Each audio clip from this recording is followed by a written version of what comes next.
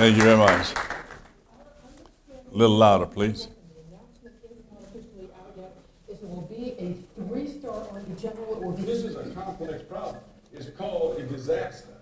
Look up the meaning of a disaster. Friday, September 2nd, 4 days after Katrina hit, the cavalry has arrived. Hey, weapons down! Weapons down, damn it! Put the weapons down! All I have to say this morning is hooray for Honore. This guy seems to be the perfect guy for this job. Seeing him in the streets of New Orleans, telling them to put their M16s down, for gosh sakes. And, let's get some tension out of here. Let a little steam off, please. You saw Honore yesterday doing really sort of almost symbolic things, but at one point, our Barbara Starr, who was right along there with him, witnessed him come up to a mother who had twin babies, and she was struggling to even hold on to them. He took the babies out of her arms, gave them to his soldiers, and arranged for them to immediately be medevac to a ship offshore. Now, that's just one person, but what it sends a message that they understand the problem. Of course, his whole point about having the soldiers put their guns down to again reinforce that they're here to help. They're not here to intimidate people. Well, I'll tell you where blame doesn't lie, and that's with a straight shooting, take charge John Wayne dude who never got stuck on stupid. He was exactly what the Gulf Coast needed right after Hurricane Katrina. Don't get stuck on stupid, reporters. That's BS. I will take that on behalf of every first responder down there. It's BS. That's right. We'll never forget General Russel Honore's one-liners, but we'll remember what he did for the hurricane victims even more. When President Bush assigned this Louisiana-born general to command Joint Task Force Katrina, Honore knew this would be one of the most difficult missions in his career, but he was ready. He became an overnight hero. Charlie. Thanks, Charlie. Well, good morning. It's great to be here. It's an honor to be here. This is about my third or fourth opportunity to come to this great institution to speak over the years. I had the opportunity to live in this town for almost 6 years. Little known to many of you, I commanded an outfit called the 1st United States Army. I was the 33rd commander. The first commander was a guy named Blackjack Pershing, and in World War II, commanded by a guy by the name of Omar Bradley. So you wouldn't know about me in that lineup, but it's great to be here today. I probably didn't have the grades to come to Georgia Tech, but I had a lot of Georgia Tech grads work for me over the years. And it's great to be here. It's an esteemed honor, and I see our future officer corps sitting over here. I thank y'all for coming and recognize a few veterans in the audience. I want to talk to you today about leadership and preparedness in the 21st century. The thing about preparedness is it's talked about after things happen, of what we could have done, should have done, and we kind of lose our place sometimes with an understanding of what happens and how they happen, and we get this idea that we can control everything. And ladies and gentlemen, we need to get over it. We cannot control everything. There's a level of preparedness because regardless of what we do and what we build as human beings, on any given day, Mother Nature can break it. It's absolute break it. And our continuous struggle is how we can beat Mother Nature at her game, if I may use that as a metaphor. On any given day, Mother Nature can break anything built by man. Just this past year, Mother Nature came through here with a little cold weather and some ice and took one of America's greatest cities and did what? Shut it down. Just shut it down. Now, there are things we can do that can prevent the impacts of Mother Nature work. We can start off by doing simple things like listen to the weatherman.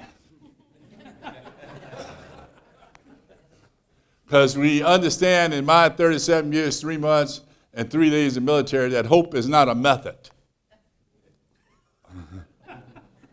Hoping that it will go north of us or go south of us should not be a method of doing business when you got a metropolitan area of 6 to 7 million people. and you got trucks and airplanes coming in from all directions. I say this not as a criticism, but as an observation. There are many things that cause that paralysis in decision making before, during, and after an event that goes deep into the history of this state and many other states. Nobody intentionally woke up this morning and said, we're going to screw this up. We just many times failed to act, as was the case in Katrina. But talking about preparedness kind of reminds me of a story. I do get to go around and talk about leadership around the country. I was in Houston a couple of years ago talking at a dog food convention. And it was an interesting audience. I mean, I've talked to fence conventions and toilet maker conventions and water maker conventions and engineers. The esteemed design, build, architect, and engineer convention, national convention, spoke at all those. But speaking of this dog food convention, kind of remind me of what I'm trying to sell to you today about preparedness. We went into this session, big old audience, kind of looked like the opening of a Garth Brooks concert. Music playing, smoke coming out of the floor. The CEO come across the stage and everybody stand up and it's like a rock star. And I need you to participate for this thing to get the effect. So I'm going to change the name of the dog food company, and I'm going to play the role of the CEO for a minute. And he comes across, and everybody quiet down, and all the troops are clapping, boy, and he gets them quiet down. He says, the name of this dog food company we're going to use is ABC. You with me? Y'all got the theme. Y'all smart people. Okay, y'all explain it to the Marines, because they'll get it in the second time around. So he asked, best Marine Corps in the world. There's one in the room. There's always one. So he asked a question. He says, and we'll call it the ABC Dog Food Company, okay? He said, who has the best dog food? ABC. Who has the best price? ABC. And boy, then the next question he asked, who has the safest dog food? ABC. And everybody pulled a piece of dog food out they had given them, and they popped it in their mouth. I said, damn. This guy got these people fired up. And then he does what most CEOs do. He threw the slide up and showed the income stream, the return on investment. And ladies and gentlemen, that thing was flat line. It wasn't going anywhere. It hadn't been anywhere. It was a loser. And I say to myself, I'm glad I got my damn check before I got here. And of course, he would do what any CEO would say. He said, okay, now what's the problem? And there was silence. The smoke went down, the lights came up, because he was looking for dialogue with the troops. Why wasn't this thing selling? He got the best marketplace, the best, safest food, the best price, the best looking dog food bag. They got everything. It's not selling. So after his third time yelling at the audience, a dude in the back put his hand up. He said, who is that?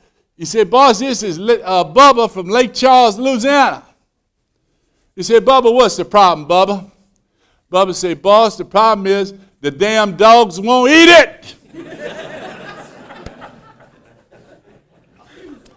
In your management school, they would call that organization alignment or some BS. Our problem with disaster preparedness is that people won't eat it. And most people in Georgia spend more time getting ready for football season than they do getting ready for winter. And the same thing can be said in New Orleans. People spend more time getting ready for LSU and Tulane games and Saints game than they do getting ready for hurricane season when we know they're going to come. And they could have disastrous impact. The situation as we saw unfold in New Orleans, we had two things come together: the power of Mother Nature against a city of about 500,000 people, and the storm won. It broke the levees around a city that is below sea level. It flooded our two largest hospitals. Now, to you engineers and architects, some of this stupid come your way. Because everybody will remember the name of the mayor but nobody remembered the name of the architect and the engineer who decided to put the generator and the power system in the basement of the charity hospital. Now, who in the hell would do that? Hello. And when you go back and you ask the question, say, well, who decided to do that? And you go see the architect say, it wasn't us, the engineers wanted it there. You go see the engineer and say, well, I just want to tell you, we know better. It's the damn CFO decided to put it there. It was about money. We lost those 2 hospitals.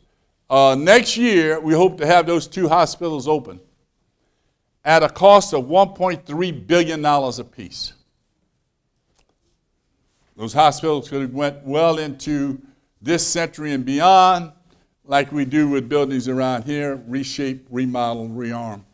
But we lost them both because the generator was in the basement, all the mechanics was in the basement, and also the computers were in the basement because it's cool down there.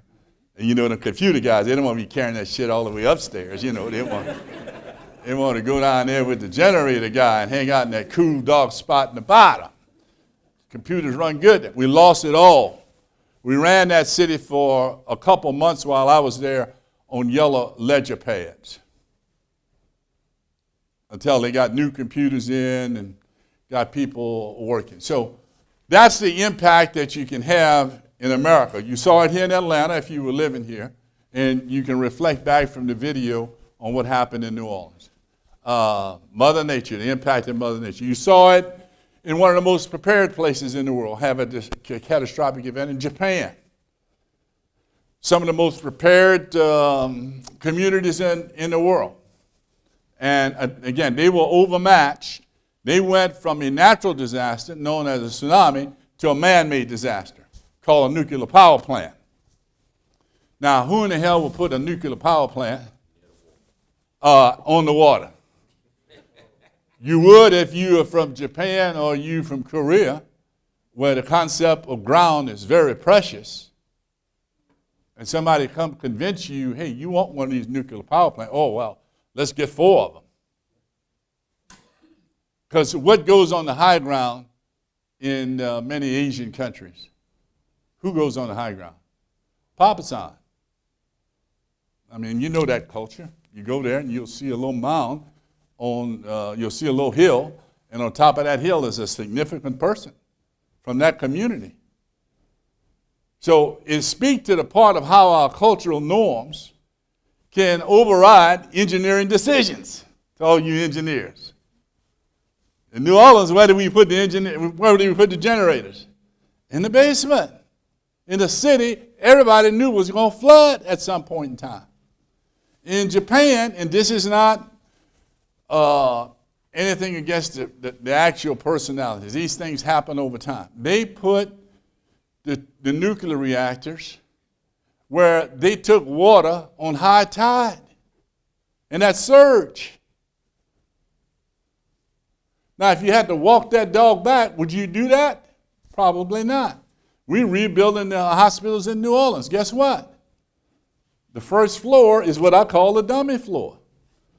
You know, it's nothing. You can park cars there, you can put stuff there, but all of the technology is at least 12 feet off the ground.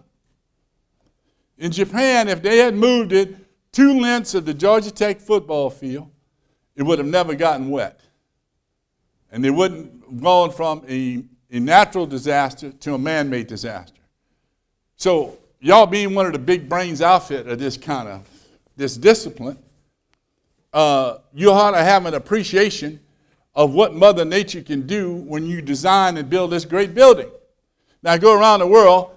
If you look in there in that deck, you'll see a map of the United States. Would you pull that up for me? And your name again? Charlie. Charlie is my new best friend. You'll see a map in there, Charlie. Bring that map up. Well, since you're going to do that, Charlie, keep going. We'll come back to that one. Faster, Charlie. You'll see a map right there, Charlie. To those of you that are geographically challenged, this here's a map of the United States of America. That big red thing in the middle is the Mississippi River. We talk about floods. Floods destroy more homes every year than any other event in the world. the power of water. A couple years after I retired, I was doing a little analyst work over at CNN headquarters. There was a flood out in the Midwest. Won't mention the name of the town, but the last name of the town is Falls. And I was talking to a professor there, whom I had met sometime after Katrina. And he said, well, General, I just don't understand how it flooded here. I said, well, Professor, at your university, I'm looking at the Google map. There's a river run through it. I said, what do you see when you look to the east, Professor? He said, I see high ground. What do you see when you look to the west, Professor? He said, I see high ground. I said, that's a damn valley. You're standing next to a river. How do you think they got there, Professor? He said, well, it never flooded here before. I said, not in your lifetime, obviously. But it flooded there at some point in time. And I go to these national flood conferences, and these state emergency managers say, well, General, what's a good way to figure out if it might flood? I say, number one rule, if you live in a house and you can see water, it can flood. Damn. If you cross water on the way home, you probably live in a place that could flood. It's not that sophisticated. You do not need a model. And if this is your first home and you're taking a loan out and you go to the bank and you're getting ready to close on the house, and cadet, they say, you're going to have to go see FEMA about your flood insurance. You better get the hell out of there, because you're about to buy a house in a flood zone. It is not very sophisticated. Our grandparents would laugh at us that we cut the banks of the Chattahoochee to make a road flat, knowing darn well what happened to the Chattahoochee. It runs over its banks. And when you build I-285 around the city of Atlanta, and at the bank of every river, what did we do? Did we go up with the bridge? We went straight with the bridge. Who are the bridge builders in here? The potential future bridge builders. There must be one or two in the room. Okay, go tell the potential future bridge builders. Honore rule number one, when you come to a river, you build a bridge up. If you build a bridge flat, it'll be just like Atlanta. As soon as the water comes, what's going to happen? The debris is going to build up under the bridge, and it's going to do what? It's going to flood the local terrain around the interstate. And it happens here all the time. It happens on the east side, and it happens on the west side. The dynamics of what we're talking about, ladies and gentlemen, you say, well, why do we do that? How do we let that happen? Well, the professors in the room will tell you what? Policy, big landowners, they wanted to exit there. They want to develop that land. And oh, by the way, it hadn't flooded here recently. That's the biggest lie ever told. It hadn't flooded here before.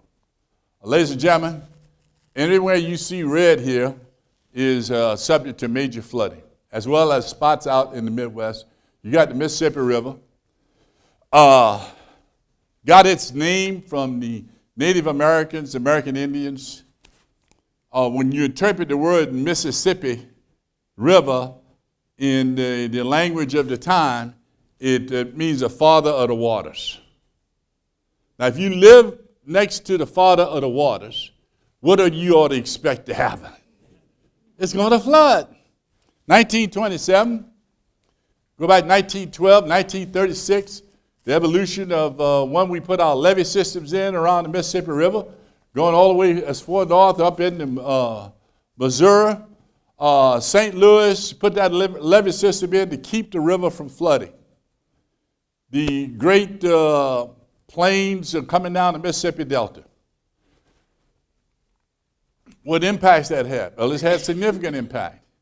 It's created development all along. You'll see many of our major great cities. One thing in common, you may not see it on this map, is that there's a river there. You can go to Austin. You can go to Fort Worth. Because our ancestors, they chased water. Water was key not only for drinking, it was key for industrialization, and it was key for the biggest thing, transportation. And where the water was, the cities went. Where the cities went, the railroads went. You know the rest of the story. What happened in New Orleans? The city was underwater because the levees broke. It happened before, and it could happen again. You think about what happened in New Orleans with a population of about 500,000 people. What do you think would happen in Miami? How many people live below Daytona Beach in Florida, you imagine? How many people you imagine live there? About around 10 million.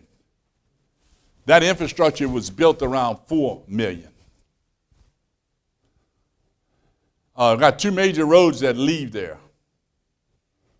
What prevents a Katrina from happening in Miami? Is there something out there that could prevent it from happening? Go read about the flood, the storm of 1935, called Hemingway's Hurricane. It came through here. It overtopped Key West. It drowned 200 veterans from World War I who was out there working on the railroad between Miami and Key West. Very tragic event. And you might say, well, why were those veterans there? They were on a project called the WPA, building a railroad for this great businessman and the collaboration with the state of Florida, putting rail service into Key West. The storm was coming. They got the word the storm was coming.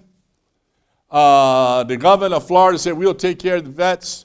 The guy running the railroad said he would do it. Ended up, nobody did it. 200 of them drowned on barges right off the coast of Florida. So we have done stupid before. And we can go back into earlier generations where we have failed to act before disasters happen. In the case of New Orleans, we had an 80% evacuation of the city. 80% actually evacuated. The part you heard about was 60 or 70,000 that you saw unfold on television that didn't evacuate. But we've got to find a solution to that, right? And the next piece I want to talk to you, go up to the piece on leadership, you'll see General Washington in an IBB. To you engineers, an IBB is an itty-bitty boat.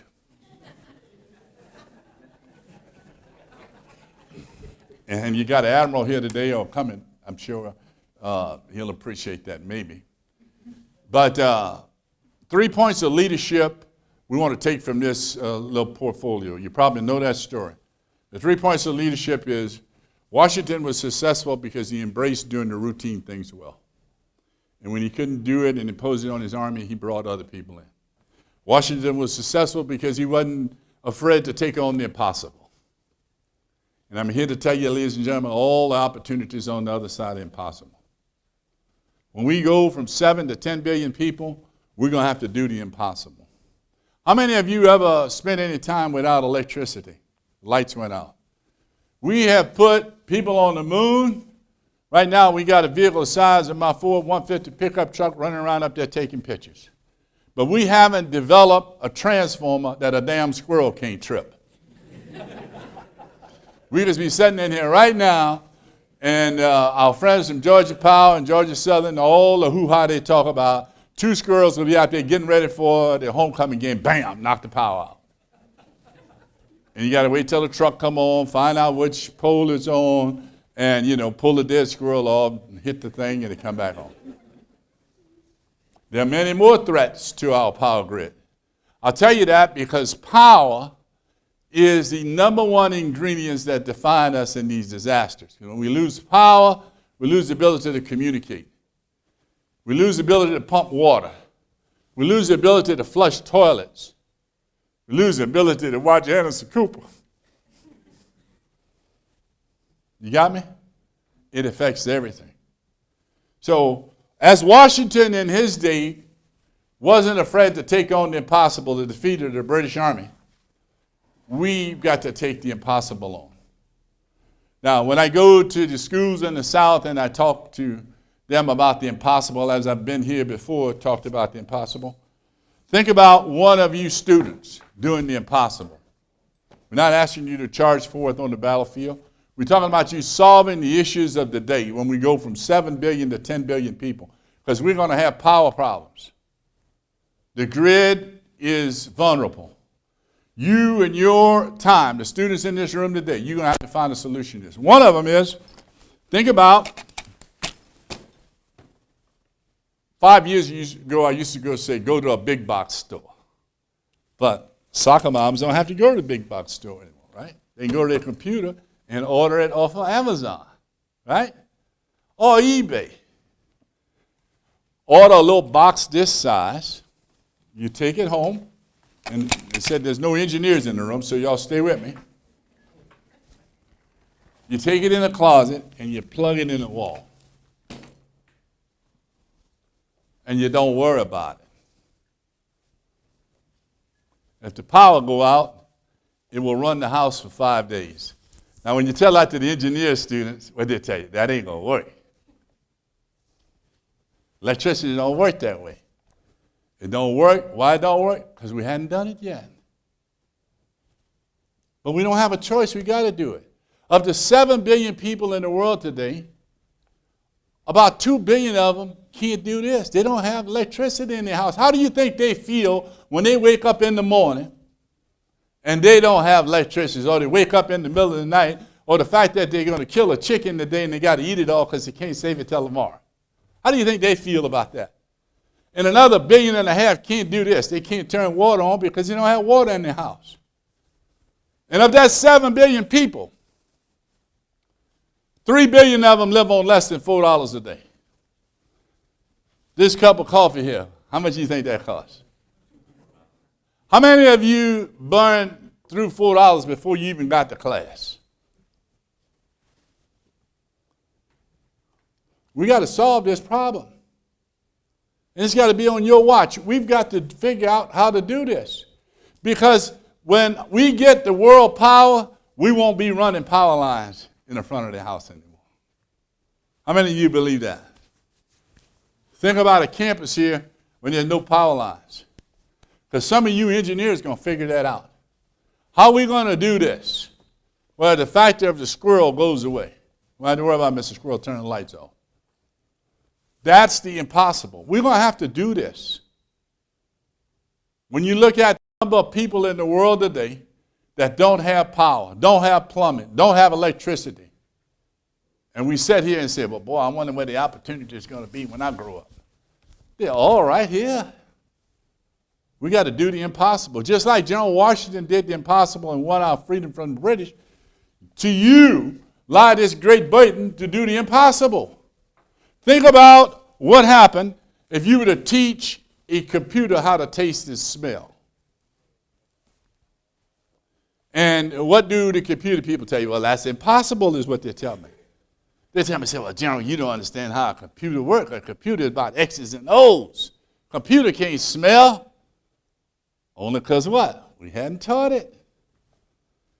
If we were to teach a computer how to taste and smell, think about going up here where they're building the new airplanes, and think about building an airplane for Delta, great Atlanta company, that tells the pilots on the way in here, hour out from Atlanta, that the person sitting in F-15 seat has a fever.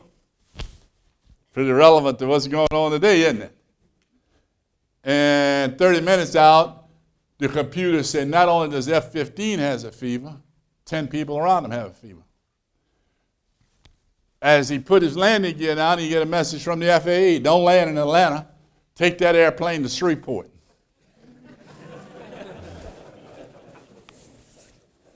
Plane lands in Shreveport, the flight attendants give everybody a little stick. This isn't invented yet either. Put it in your mouth. If you come out green, you get off the plane. If it comes out red, you stay on the plane and we ship you to Utah. Dugway proving grounds out there for further analysis. This isn't invented. This is the burden on you, big brain people. Y'all got to figure this shit out. You got to solve these problems of an expanding global population inside this in-between football games. Now y'all got to figure it out because we can get lost in the moment. We got to solve these problems. Back in the day, General Washington solved the basic problem. He won our freedom, him and his veterans. Today, we got to solve this problem associated with what? Going from 7 billion to 10 billion people. And ladies and gentlemen, that's the opportunities. And think of the airplane itself. How old is the airplane? How many years? 100 and what? Take a swag. 112. When it was first developed, how did they do it? Two old boys, they got some sticks, right? They got some cloth, tied all that together, went jump off a damn hill. And when they did it, what people say? Them boys crazy. If God wanted us to fly, what have you done? Give us some wings. Some of the stuff you're going to do to solve this, people are going to call you crazy. And if you're not a little bit crazy to do it because you're looking around the corner, you're solving problems. All the engineers will tell you can't plug something in the wall and run the house.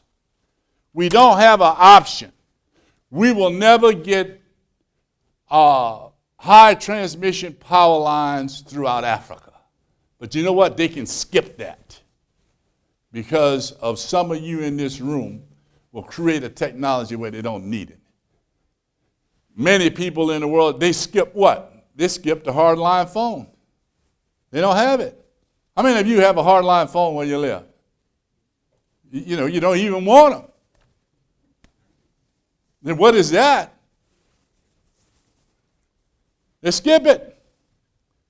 The technology that's required for this new normal as we go from 7 to 10 billion people is not an option. We've got to prioritize these fixes, and power is one of them. Water is the other.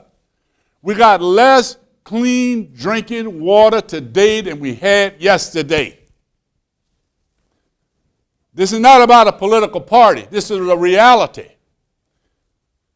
We're going to have less tomorrow than we got today. You buy into that? How many of you believe that? And there's probably some non-believers who say that ain't true. All you got to do is live in Georgia. If you've been here a while, you've been through the drought. You've been through the fact when the Chattahoochee was sucking mud, right? And we already got a water wars. I'm here to tell you, future wars will be over water, not oil. Participate in 2 of those. Future wars will be over. We got a water war going out in the Midwest. We got a water war going on in the West. And at the same time, we got a water war going on with the energy business. That's the dynamic of the new normal. Now, if you go to that culture of preparedness, if you would, the one that you were shooting through, yeah, just open it right there. There is a solution. Go ahead, open it up all the way. Faster, faster. There you go, faster. Faster. I think this man is going to make a good Marine. Go back. Disaster happened. We have gotten pretty good on this side. All the governors know you got to have a news conference. Right? You got to declare you're in charge. Right? And right behind you is your National Guard general, you understand, and your police guy, and your doctor, and local university president. You know, you got to do the news conference. You got to state you are taking care of the people. Ladies and gentlemen, we are getting very good at this. My projection is we got to get over here. We got to get to the left side of the disaster. There are things that the engineers will tell you the most possible, the most probable, and the most dangerous. If you had time, which one would you work on? Y'all can answer that question later. Possible, probable, most dangerous. I tell people if you're short on time, do the most dangerous. Because when you go into that, you will work your way through some of these other issues because going into a disaster without a plan is a problem. Going into a disaster with a plan that you're not willing to change is a bigger problem, because then you're stupid. Because the plans never survive contact with what? Reality. So you got to adjust them along the way. It's like the CDC and the public health law dealing with Ebola. A little bit of that going on. Good people. Get to the left side. We are going to have to invest ourselves to say, hey, this is the most probable incidents. How do we prepare for them? Every dollar we spend here saves $12 over here. Now, Professor, you'd be glad to know, I was asked by a professor out of George Washington, how did I come with that number? And I said that I'd given that speech for about 3 years. I said, well, Oh, somebody finally asked, how did I come up with that number? $9 is what my number was. I said, I made it up. Every dollar you spend on preparedness, back then I would say $9. He said, I'm going to look at that, General. I don't think you're right. And he came back a year later, he called me and said, hey, look, you were wrong. Because the actual is for every dollar you spend on this side of the disaster in preparing, you save $12 over here. So since then, I've had a point of reference given to me by a professor. And what am I talking about? If you don't put the generator in the basement, you don't have to build a $1.3 billion hospital for which you got to borrow the money from the Chinese to build. Y'all getting into me now? Because you get a little bit of finance here. You got it? Okay? We got to get to the left side of disaster. If you do not clog up the river, the Chattahoochee and the tributaries, when the floods come, you're not going to do a major insurance payout for all these small villages all around Georgia you've built in these valleys with all these houses against the side of the ridges. And when the flood comes, what happens? It takes them out. We got to get to the left side of the disasters is what I project we're going to have to do. We're going to have to invest in preparedness. We're going to have to design, build, looking at most probable event. Most dangerous event. What's the most dangerous event in Georgia?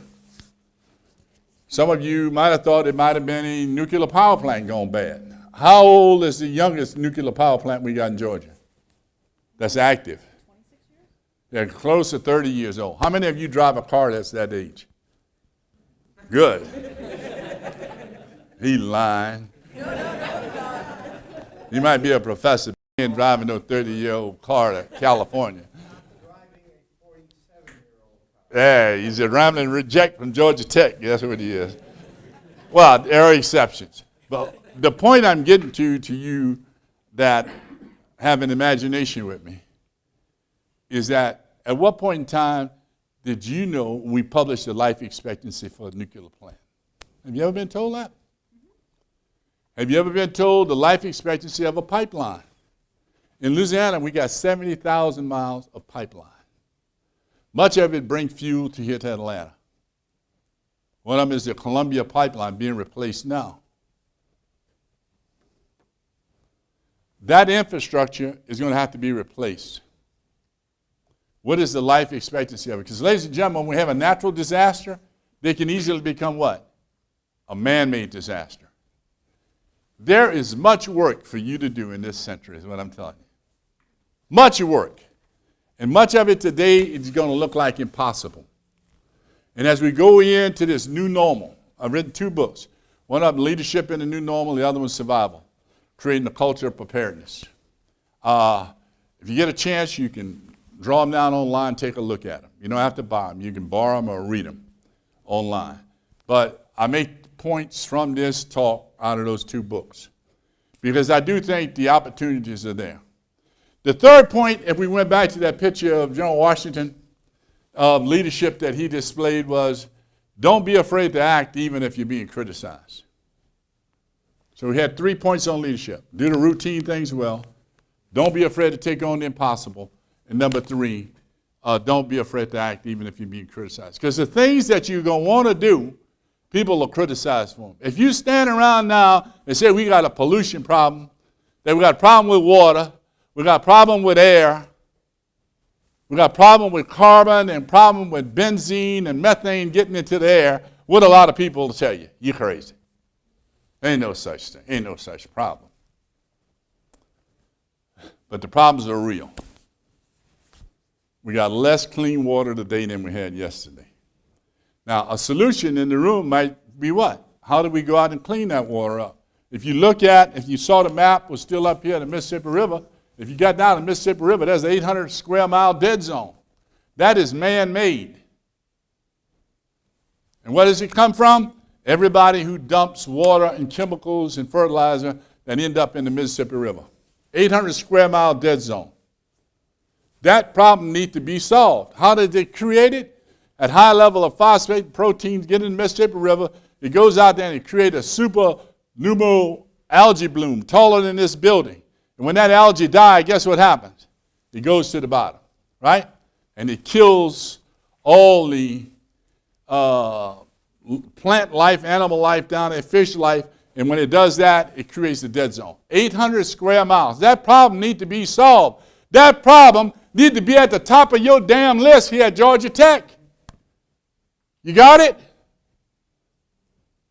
That problem with how we're going to solve this power issue needs to be at the top of your damn list. Because we can't keep doing what we're doing to Mother Earth. We can't keep burning coal. We can't keep burning fossil fuel. We will destroy this earth. And the students in here, the opportunities on the other side are impossible. People will tell you it's impossible. But you're going to have to solve these problems. You're going to have to solve that problem with all those people that don't have clean water and can't do this, can't turn the electricity on. Because when people can't do that, what happened to people? They become disgruntled. And somebody come along and said, hey, we can take care of you. Let's go out here and we're going to do a little social unrest. And the next thing you know is what? We're going to create our own country. And the next thing you know, if we leave people and they can't take care of themselves, what happened? Things happen like Ebola. Countries rich in natural resources, but don't have hospitals, don't have a network, don't have a logistics system, don't have a communication system where they can take care of their people and they can go from folklore to science and making them understand that there are changes that need to be made. Y'all with me? All these things are tied together. And much of them can be solved in the engineering classrooms right here. Because engineering can solve a lot of this. A lot of things that be left for the preachers, the theologians, and the lawyers to work on. Damn lawyers. You got any lawyers in the room? We'll have to solve out the issues associated with the have and the have-nots. There's a lot of work for everybody, regardless of what discipline you're in. That is the challenge of leadership and preparedness in the 21st century. Are you with me? How about some discussion? Questions? Yes, sir. I grew up in St. Louis, Missouri, and we had a big flood in 1991. Yeah? West County, and in a place called the Valley, and it flooded everything, all the businesses. Yes, sir. About 6 or 7 years later, the area is so sort of prime for business that they rebuilt everything that was there and built the levees a little bit bigger. So how do you propose we actually, how do we engage with these big businesses, these governments, to make these things sort of not happen? Yeah, and it's probably going to flood again, too. Levees, the idea behind a levee is a good deal. And a levee give you early warning, give you some protection, but it will not stop floods because they're vulnerable. They can be overtopped. The other thing that can happen to a levee is somebody can go along and do what? And unplug the levee. And sometimes it's rodents. Just basic rodents, beavers, other waterfowl type animals go, and they're hanging out. Oh, they put a nice fresh dirt up here. This is a nice place to go build a hooch. And they say, the levee is compromised, and what happened? It can break. I do think it's a mistake. When I was a young boy riding around with my grandfather, we had a place in Louisiana not far from our old rental farm, and I said, we ought to buy that place, and I could put my 4-H projects there. We could raise hay there. He said, boy, let me tell you something. In 1927, there was 13 foot of water there. You go to that same place right now, and there are mega mansions there. It's just a function of time before they flood.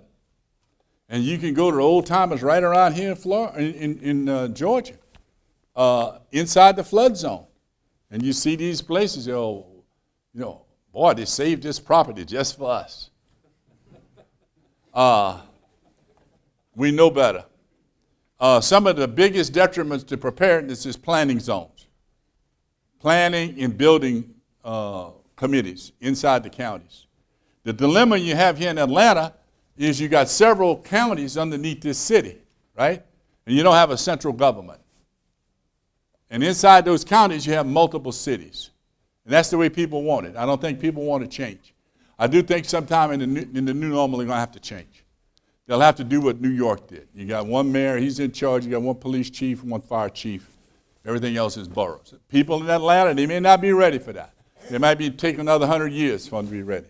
But at some point in time, you mark it in history, it's going to have to happen. You can't continue to run this city the way it is with a decentralized, every turn in the road got their own governor, their own mayor, their own police chief, their only fire chief. It ain't not going to work. It's a broke system. So the political science people in here, y'all need to start mapping that out, what it ought to look like. Because you're right in the middle of it, right here in Georgia Tech. It's come all around. You got to figure out how we're going to solve that. And I hope that answered your question, sir. Yes, sir.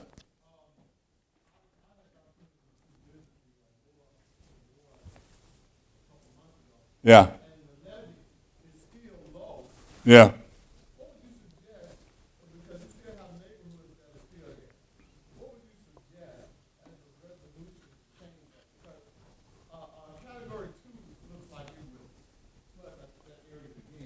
So what would you suggest would be a better solution to a redundant problem such as the Lower Ninth Ward? Well, the Lower Ninth Ward is you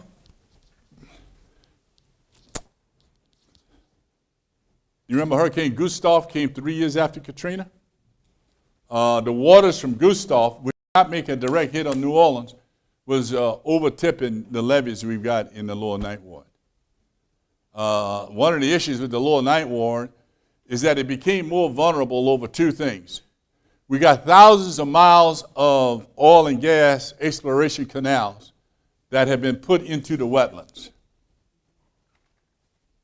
You know the wetlands, the biggest wetlands and marshes in America right there in that area of Louisiana. Well, when they put the exploration canals in exploring the oil and gas business and creating that, guess what happened? Salt water came into the marsh. And when salt water comes into the marsh, we lose equivalency of the state of Delaware has been lost in the last 40 years. Hurricanes come in, and the marsh does what? It eats up the energy of the hurricane. Just a quick class on that. There's probably a professor here that spend a damn hour explaining what happened, but this is the airport answer, you know what I mean? It eats up the energy of we don't have that marsh anymore. But it's associated with a man-made event by leaving canals that bring salt water in directly into the wetlands. So the fact that, and then come along, we had a powerful senator last decade. She insisted that they put a canal in called Mr. Go. So there wasn't a canal there. She said, we want to put Mr. Go in, and she was convinced by a lot of her Chamber of Commerce friends, if you put Mr. Go in, the ships will be able to get in the city quicker. Actually, what they wanted was, they wanted to develop that for hunting camps and resorts. So building and code committees went from that, a good idea of the Bubbas in the city, to develop this land by putting this canal in that would be a shortcut across Barataria Bay going into the industrial canal, thereby cutting the shortcut, and they could develop the land. Y'all got it? That's how you ended up with the interstate system that don't make any sense that comes through Atlanta. This was a political decision. Good engineers would have not designed this piece of shit to where it is. It was done this way because of politicians who wanted to develop land. So that's the problem you young people are going to have to correct. In the case of the Ninth Ward, when they put Mr. Go in there, the way it happened was the senator held up the promotion of all the Corps Engineer generals and held up the Corps Engineer budget until they said, okay, if you want it, you're going to get it. Ships never used Mr. Go. Why? Because the ships would try to go down it, and the ship captains would get in there, and the ships would just go crazy because of the current, the weird current that existed there. So it never got used, it never got developed. But it was a V-line for Katrina to get into the Ninth Ward. You got it? That's the quick answer. So you said the ninth ward. The dilemma of the ninth ward was we had time to evacuate. You saw we picked the babies up on the street. We got socioeconomic issues in New Orleans. When we picked those babies up on Friday, that's the first time I really got angry. I'd been there 3 days. Because the question to me was, how did these twin babies end up on the street, the mama by herself with no daddy? How did that happen? By then, I'd been in the Army 35 years. I kind of figured that out, but this really got me upset. We got to deal with that. Because when I went off and talked to the Children's Defense Fund, they explained this to me. They said, Gerald, those babies, they have a 50% chance by the time they're 14 to be dropouts from school. They're not going to get a fair break. That's a problem. So we got socioeconomic issue, and we got engineering issue, and we've got pollution issue. Because when we left those canals open, it deteriorated our wetlands. And this is not just Louisiana wetlands, this is your wetlands. You got it? And that has left that lower ninth wall still is susceptible to flooding. And that's a good point, but we are closing Mr. Go. We're going to spend your federal tax dollars to close Mr. Go. It was a bad idea from the beginning. It was a bad idea when it was done, and it's still a bad idea. And it overexposed the ninth ward. Yes, ma'am. I have a question. I'm a survivor of Hurricane Katrina, and we used to talk about since Hurricane Betsy and Camille, like this has been 40 years, that they could have planned to make some changes, especially with the levee. Mm-hmm. And nothing has been done. We had had several misses before Hurricane Katrina came into the city.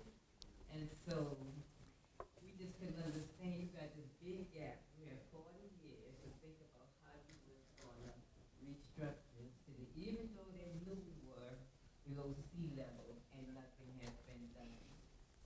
And that's why it's not too good. Well, the way that worked is we got the Corps engineers. Normally usually a general pretty good outfit. They build stuff based on what politicians want, what they will pay for and what they'll approve. They build the projects and they turn them over the way our government works to local levee boards. In New Orleans, the levee boards were cronies of the governors. The New Orleans levee board literally was running a golf course. And they would take care of each other's yards. And they created hunting camps. Not for everybody to go to, for what? It was just a corrupt system. Since then, the citizens of New Orleans have created a competent levee board with engineers on it, hydrologists, and people who kind of know what they're doing. I think they know what to do now, but for a long time that was overridden by political favors. It's not an excuse. I'm just telling you where it was. I was off in the Army. And when I was in Louisiana, I wasn't invited to the room, if you understand what I'm saying. That's a socioeconomic issue that caused that to happen. And we spent $14 billion. That city could still flood again. You ought to know that too. Just like Atlanta can flood, parts of it can flood again. Yes, ma'am. So what do you think most constrained the government's ability to respond to Katrina? Was it an issue of having the resources or knowing where to put the resources or just not enough time to get them there? All of the above. The mayor called for the evacuation of the city on Friday. The mayor, oh, by the way, is in jail now. He called for the evacuation. Now tell me who ought to be in jail. You answer this question on your own. And who else should be with him, in other words. The mayor called for evacuation on Friday. The school board don't work for the mayor. The school board said, we got a Saints game tonight. It said, if we start evacuating, what are the people going to do with the children? Because the Saints organization said, hey, we're having a game. The storm ain't coming till Sunday. This is a preseason game. And all the hotel operators, what did they say? We got these tickets sold. This is a lot of economic activity. So a lot of people that could have left Friday didn't leave. Because the Saints game is coming on Friday night, preseason game. Saturday, 70 miles away in our state capital, guess who's playing football? LSU. And I'm convinced in the Southeast Conference, if you want to take this part of America, do it on opening football season, and the Russians could come in and take all this shit. Because everybody with a brain is on the way to a game or at a game. So we had that paralysis of decision because people said, well, if the Saints playing football, why would I want to leave? We can get in our car and leave tomorrow. And the people at LSU said, well, we're going to have the game Saturday morning against Backdoor State, one of them throwaway games. It's a practice game. We got to have the game, so they had the game. When you take the capital city and you fill it up with football people, where do the people in New Orleans go? The storm is coming to New Orleans. They got to go to Memphis. They got to go to Jackson. That created a dilemma for the city of New Orleans. Then on Saturday, the president called. I was on the call. I was right here in Atlanta at Fort Gillem. That's my job, to respond to the storm. President of the United States is on the phone. He's talking to my boss, Keating, in Colorado. He's talking to the Pentagon. They're all on and said, hey, he said, I got a call from the director of the Hurricane Center. He said, this thing is coming, and it's coming strong, and it's coming somewhere in the Gulf. We knew that Saturday. And he said, it looked like it's coming to Louisiana. We're going to declare a national disaster right now. Declaration, a presidential declaration. First time it had been done in modern time, in presidential declaration. Happened on Saturday. Sunday, you know the rest of the story, right? People with cars left. We ended up with 60 or 70,000 people in the city. Many of them went to resorts of the last. If you are poor, how much money you got on the 29th of the month? So how do you get out of town? That's a part of the dilemma we ended up with. So a lot of these are socioeconomic issues, but they can go back to, since you're in engineering school, to engineering problems. Then they go to what? Economic problems. Because they had that game because of economics. Got it? These are the dilemmas. These are the problems y'all got to solve. There's a lot of work for you to do. All the people, professors that told you all the good stuff is done, they're wrong. There's a lot of good stuff for all you students that work on in this new normal because you got to solve these problems. You got to solve these problems with energy. You got to solve these problems with water. You got to solve these problems with the availability of technology. There's so much to be done. Okay, the elephant in the room is Ebola. What went wrong? Things have been around a long time. One of the things is we got caught and we weren't ready. Just like Katrina came to Louisiana and they weren't ready. You saw the storm come all the way out of, Katrina went through Cuba as a Category 3, killed 18 people. It came to Louisiana and Mississippi and killed over 1,800. And that's a poor country. How did that happen? These are the issues of the time that y'all going to have to deal with. And again, people didn't evacuate because the form of government is the mayor can't tell the school board what to do. And the school board chasing the Saints. And LSU, our flagship institution, they were about to open the season of football. So by Sunday night, the storm is bearing down on the city, and you got close to 60,000, 70,000 people that didn't get out of the city. Many of them poor people.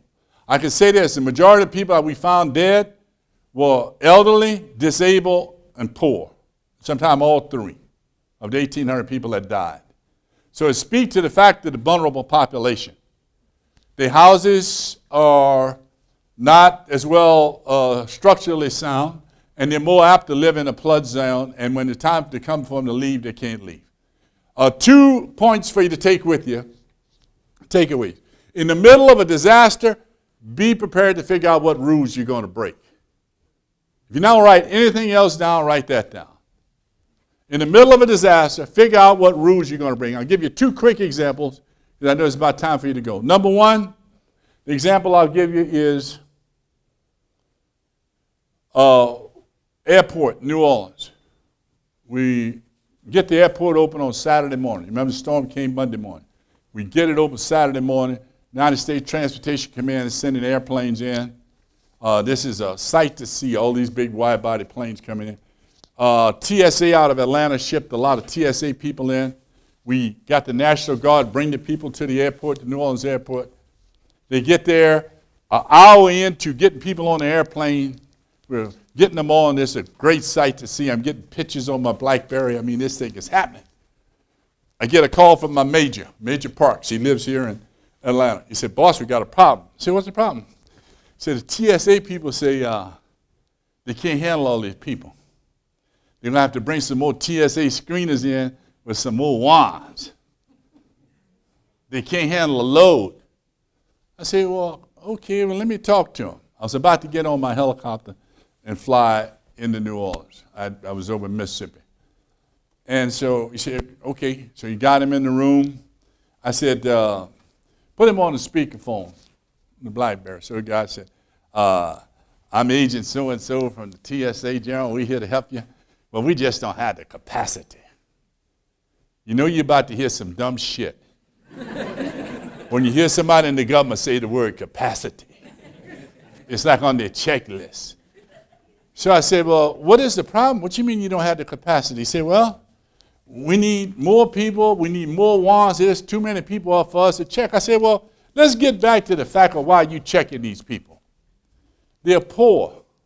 They've been standing around the Superdome and on bridges for almost 7 days. What are you talking about? I said, let me tell you something, Mr. Agent. Osama bin Laden is not in New Orleans. I was here when we dreamed up this dumb shit. You understand? Osama bin Laden is not in New Orleans. I can assure you that.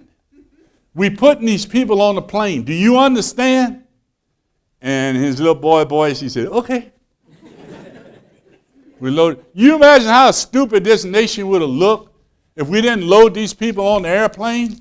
And I'm telling you, in the middle of every disaster, we come out with that damn checklist. Or something about the law said you can't do this. When did we create that law? Some of you remember when you got on the plane, you got your ticket, you walked on the plane. That was it. Now all of a sudden, we got rules. The next disaster happened about 2 hours later. That group of airplanes took off. We get the pilots who had spent the night before in some five-star hotel someplace. They were walking through the airport.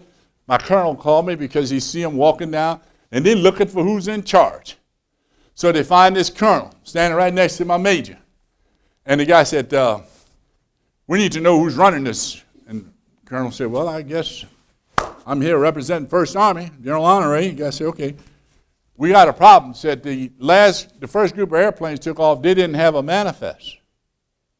And the FAA requires us to have a manifest. So the colonel called me. I said, you know the routine. Take him in the room, get the BlackBerry on, turn the speaker on. So the guy introduced himself, Captain Evans, had flew C-141s, and C-130. Great guy. And then he get down there and said, well, we can't take off, General. I said, those last airplanes took off without no manifest. FAA rules is we got to have a manifest. I said, well, where do you think we're going to get a manifest from? And I described to him, you want us to pull them from? These people don't have any identification. Hello? They will run out of their house in the middle of the night. Some of them didn't have identification before the storm. And we're going to tell them in America they can't get on the plane because you can't create. I cannot create a manifest. You can give me 24 hours and I can't make a manifest. He said, well, that's a real problem. I said, you know what, Captain, it is. But it's a problem for you. Because we got guns and you don't. We're loading these goddamn airplanes. And the little boy voice came out, okay. You take responsibility. I said, I do. And lead note to my lawyer, I said, call him in Washington, tell him what's happening. Because this will be on CNN too, We loaded those airplanes. What I'm telling you is, in the middle of a disaster, somebody's going to bring some stupid law up. It's like the stupid law, who's in charge of the roads going through in Atlanta? They can't tell you. The politicians, they're off giving each other awards. They don't damn know. You understand what I'm saying, folks? We got to fix that. So to these young people in the room, there's a lot of work for you to do. Regardless of what discipline you're going to be in, there's a lot of stuff that need to be fixed. We are far from a perfect world. And all of that create opportunities for you. And I hope you will take advantage of those opportunities and solve some of these issues. The greatest generation left a lot of work for you to do. The boomers continue to create work for you because we want bigger cars with less gas mileage. You understand?